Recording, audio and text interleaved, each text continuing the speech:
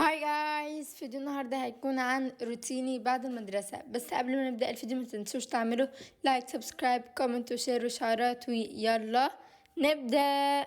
انا لسه جايه من المدرسة دلوقتي والدنيا كارثية بجد، فانا محتاجة دلوقتي ارتب الدنيا وخلاص. انا على اخري بجد.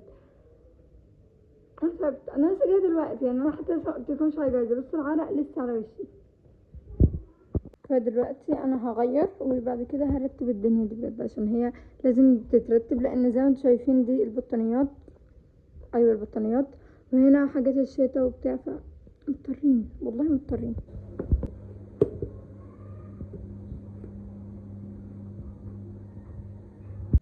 فيا جماعة الحمد لله الأوضة نزلت، ماما ساعدتني فيها شويتين تمام، وانا نزلت جبت أدوية.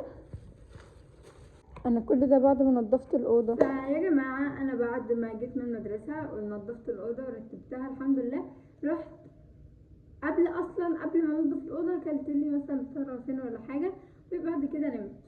صحيت من النوم في البيت كانوا بيتعشوا، فانا اتعشيت معاهم. فلقيتهم بيتعشوا فانا اتعشيت معاهم. بعد كده نزلت جبت الادويه بتاعتي. فدلوقتي الساعه 8 ل5 انا هبدا على طول، عشان عايزه اخلص. فدلوقتي انا هغير، هاخد الادويه بتاعتي، بعد كده هبدا هصلي، بعد كده هكتب التودو ليست بتاعتي هوريها لكم. التودو ليست يوميا حرفيا بسهر عليها، يعني انا بجد مش عارفه امتى التودو ليست تخلص قبل ما اليوم الجديد يدخل، بجد مش عارفه. عارفين يا جماعه لحظه ادراك اللي بتجيلكم متاخر؟ انا دلوقتي جاتلي لحظه ادراك ان عدى شهر من اول ترم في تانية ثانوي. هتقولي لي ما طبيعي هيعدي فتره، اقول لكم لا يا جماعه والله ما حسيت بيه. انا لسه فاكره اول يوم دخلت في المدرسه، واول يوم كنا مش طايقين نفسينا ولا طايقين بعضينا في الفصل ولا اي حاجه، يعني ما زلنا الحمد لله مش طايقين بعض. بس الفكره اللي هو احنا امتى لحقنا ناخد ده كله، والفكره ان امتحان الشهر الاسبوع الجاي، وعندنا عندنا حاجات كتير قوي، وامتحانات الشهر داخله، وكل نازل مراجعات الشهر والمفروض نسمعها، وانا للاسف مراكمه كتير قوي. وبجد انا اتخنقت، صدقوني اتخنقت وتعبت، ومش عايزه اديكوا طاقه سلبيه، بس انا بجد عندي طاقه سلبيه كتيره قوي. وانا انا انا انا, أنا حياتي بقت متوتره خالص، ونومي بقى بايظ، وكل حاجه مش مظبوطه. عايزه اولع في نفسي. انا في مصيبه، انا في كارثه، متحركه حرفيا. بصوا انا المفروض سبت المنصه للدرس الثالث لحد ما اجيب الكتاب. جالي الكتاب والمنصه بقيت لحد يعني بقيت لحد فين؟ الدرس التاني، الدرس التالت، الرابع، ونصور العلماء. يعني انا بجد مش عارفه ايه ده، ايه لازم ده، انا مش عارفه. استنى هنكتشف ونشوف كام ساعه.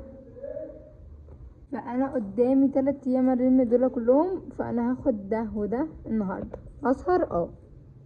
فدي التودو ليست بتاعتي، ودي الساعه دلوقتي، ومضطرين نبدا. انا بنهار.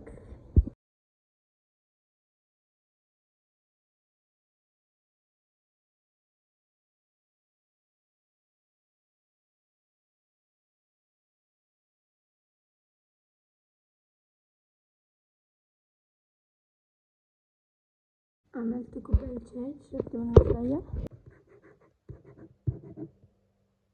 خليت امتحان واحد مش الاتنين بصراحة، صح يا صح.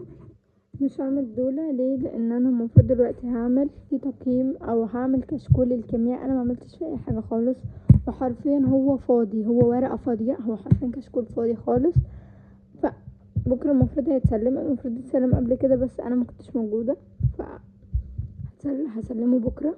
المفروض يبقى كامل. انا ما عملتش فيها تقييمات ولا اداءات ولا الحاجات اللي المستر بيكتبها، فانا مضطرة اعمل كشكول الكيمياء. فانا بما اني ذاكرت، هو تقريبا وصل لحد الدرس الثالث، انا هحل الواحد اللي انا عارفاه، والتاني اقول له يا مستر ما عرفتش احل عادي، او مثلا ممكن اجيبهم من على اليوتيوب. ف يعني انا هعمل، يعني انا بجد تعبت، يعني انا تعبت. بكره الخميس وانا قدامي الم الكيمياء لحد ما مثلا مستر نزل اخر يوم الجمعه، ده اخري يعني. يوم الجمعة بالكتير. امين. انا كنت عايزة اجيب بكرة بس لولا كتاب الكيمياء او كشكول الكيمياء ده بجد متضايقة متعصبة ومش قادرة ومش طايقة نفسي ومش طايقة اي حد عامة انا مبسوطة ان هي اخر سنة هروح فيها المدرسة، بعد كده لا مش هروح المدرسة تاني. ف I'm loving this. انا حابة كده جدا بصراحة. فيا جماعة انا خلصت واحب اعبر عن كرهي الشديد لمادة الكيمياء والفيزياء، بجد بكرههم. طبعا خطي زي القرف زي ما انتوا شايفين، بس هنعمل ايه ولا كأننا شايفين. تمام. تقييمات عملتها.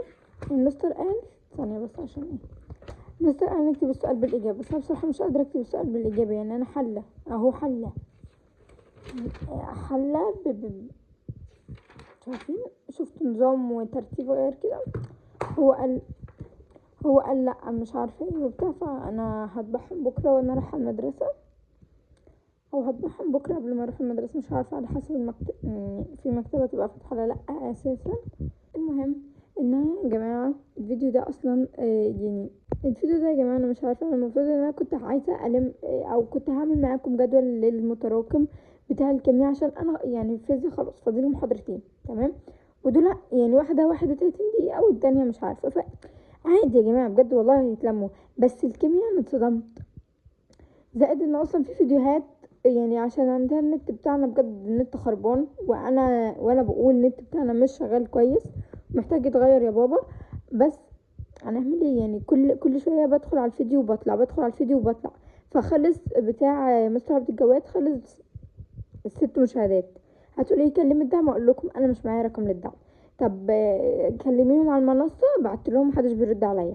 حتى برضو انا بطلب الكتاب اتاخروا عليا جامد، قلت لهم انا عايزه الكتاب خلال الاسبوع، جابوه لي خلال اسبوعين.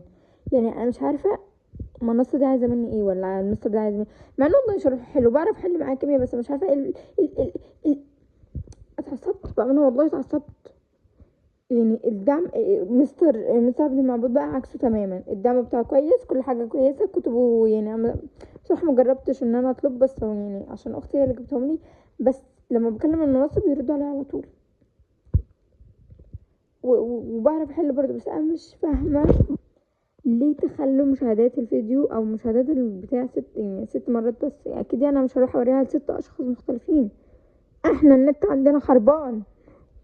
المهم الفلوج الجاي عايزين نطلع نذاكر برا، او انا عايزه اطلع اذاكر برا، بس طبعا بابا مش هيوافق لي لانه بيقول ما فيش بنات عندها تذاكر برا البيت. بس انا عشان انا بنت جدع يعتمد عليا هقنع بابا وهنروح نذاكر برا البيت، هنروح انا ومارينا واصحابي.